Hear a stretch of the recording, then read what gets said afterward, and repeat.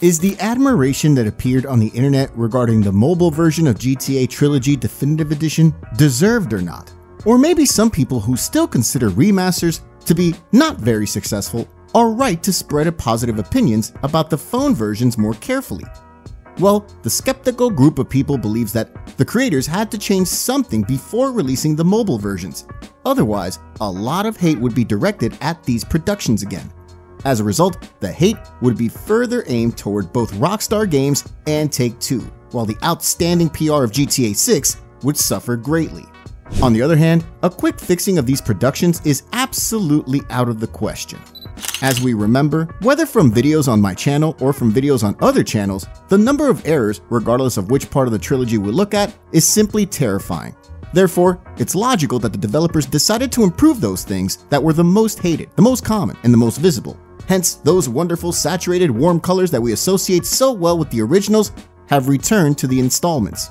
Although, not gonna lie, it's weird that it happened so late. The issue of colors we received on the PC and console versions was raised from the very beginning. Players constantly complained that the games did not have their specific pleasant atmosphere.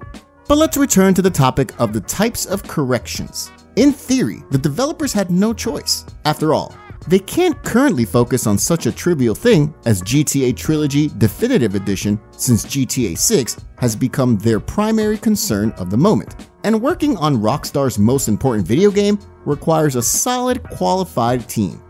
In such a busy time, it's difficult to delegate some employees who will help in repairing remasters. This theory, however, is not very consistent with reality. Some people overlook the fact that Rockstar, assisted by Take-Two, kicked Grove Street Games in the butt indeed. But that's not all they did. Namely, another company called Video Game Deluxe was assigned to create a mobile port for the remasters. And now let's move on to the practical part and see who is right. Pessimists or optimists? Is the mobile version of GTA Trilogy Definitive Edition quite good, or is it still the same crap? Let's focus on the pros first. First of all, the mobile port of the remasters has finally received a patch that fixes swimming in GTA San Andreas. As you probably know, what's going on in this regard on the PC is a true disaster. 2 years after the release, CJ often levitates several dozen centimeters above the water when swimming.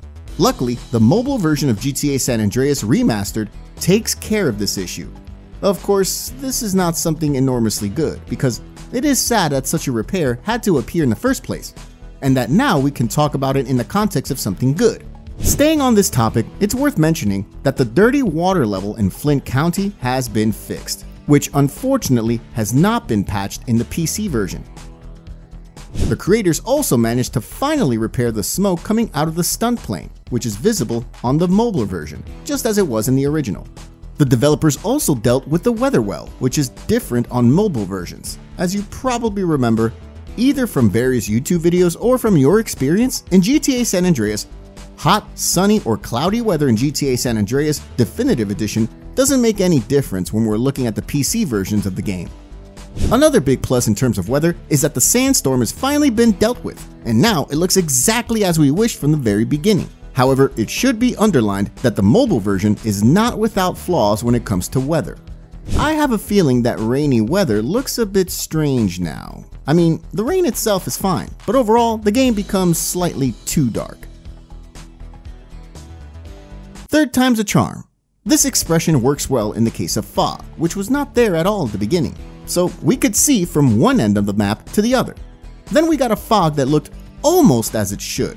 And now, the fog on mobile versions resembles the fog we know from the originals, the one that makes the map seem big again. Thanks to this, we do not have the impression that the sandbox is only 300 square meters. The change is positive, but it's a pity that we had to wait so long for it, and that this aspect still leaves much to be desired on the PCs and consoles. What's also sad is that the further we go, the worse it gets. The rest of this episode will show you that although many changes have been introduced, there's still a lot to be done.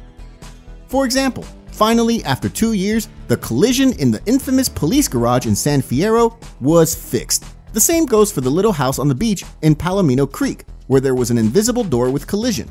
On the other hand, the scaffolding collision next to the Punk Noodles restaurant still does not work as it should. The situation is no better with a collision at one of the unique stunt jumps in southern Portland. just like the lack of asphalt in the parking lot near Santa Maria Beach. As you can see, sometimes textures and collisions are fixed, sometimes not. Yet another example is levitating leaves, which we've also talked about quite a lot in the past. The new developers decided to remove the leaves completely to solve the problem. The question is, do we want this type of solution? In other words, I think that if something is in the game but doesn't work, it should be fixed rather than thoughtlessly removed. You may get the impression that the things that half the internet has been talking about have been fixed so far. Yes, it's better than nothing. After all, the infamous bugged ship located in Viceport is finally without bugs. In fact, even the texture of the footbridge leading to the deck has been enriched with a collision. In terms of fixtures, those near the Sea Sparrow and those near the airport have also been fixed. It would seem cool if it weren't for the fact that I was talking about the latter in March 2022. Moving on, a nice surprise awaits us at the gym in GTA San Andreas. CJ no longer penetrates punching bags while throwing punches, which is still present on the PC version. Moreover, another thing that was frequently reported by the community, such as drinking from vending machines, was also fixed. Now, CJ is finally drinking with his mouth and not his forehead, which admittedly seems to make much more sense. The refined lighting is a good thing, especially in GTA San Andreas. Characters and some cutscenes are finally visible. We can see this already in the first missions in GTA San Andreas, such as tagging up turf, drive-through, and drive-by. Unfortunately, already at the beginning of GTA 3, we can get the impression that it has gone the other way, and now the cutscenes are too dark at times. In turn, the lack of saturation is highly visible on the mobile version of GTA Vice City Definitive Edition. Going now to the graphics, it's definitely cool that in certain situations, the shadows look much better on the mobile version of the remasters. However, it can't be determined as a one-sided pattern. Sometimes the shadows look better, sometimes worse. The next things that we will look at in a moment, considering that they have not been repaired for months, are just downright shocking. Well, for some time, motionless objects, such as the giant rooster from Las Payasadas or the oil wells in Octane Springs, were set in motion again, thanks to which they work just like in the originals. Unfortunately, the new developers couldn't deal with some things, such as the logo of Zoomer gas station. But there are many indications that they are on the right track to fix this issue in the future. However though, in order not to get only purely positive about the mobile versions of GTA Trilogy Definitive Edition, it must be highlighted that when it comes to the interiors of buildings, it's the biggest piece of dog shit. The interior mapping shader, which guaranteed a nice experience of city exploration on the PC and console versions, has been thrown into the trash. To make a long story short, buildings have no interiors yet again. This is very disappointing since, as you can see in this video clip, ordinary modders can achieve a similar effect in old versions of the trilogy, both on PCs and mobile versions. The remasters still lack all the great details that we admired in the originals. Stores still don't have their closing and opening hours, regardless of which part we decide to check this issue. The infamous suicide photograph near the bridge to Flint County is still absent. There are also some glitches in the field of game physics, such as CJ's failure to get underwater after falling from a great height by the laws of physics known to us in the originals.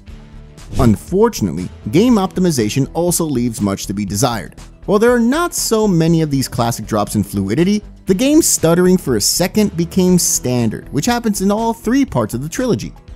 Of course, we still have no dates in the save files, and we still have to take into account that almost every game guarantees that we will encounter some strange anomaly, such as a certain black wall on the hills in Los Santos, which I have no idea where it came from. In conclusion, it cannot be denied that the developers focus primarily on fixing things that have been reported by the community for many months, errors that we've been pointing out for a long time. On the one hand, it's a bit sad, but on the other hand, there is some hope on the horizon that the remasters will eventually be fixed to a bigger degree. We'll just have to wait a little longer. What's more, the Steam platform suggests that all these improvements will also be available on the PC versions in some time. Therefore, if developers work on optimization, loading textures, and generally removing not only the large but also the smaller errors, the remasters may become quite pleasing to the eye over time. Of course, there is a lot of work, especially since in this episode we took a closer look at mobile versions. We did not take into account aspects such as camera work and controls when we use a keyboard and mouse to play. And what's your take on this? Are the mobile versions of the remasters going in the right direction? Or are they just an illusion of progress with a few insignificant changes? Write your opinion in the comments. Be sure to watch the episode in which we try to answer the question of why Torino, even though he was a government agent, was also the head of a criminal syndicate. In the meantime, thanks for watching, take care, and see you soon.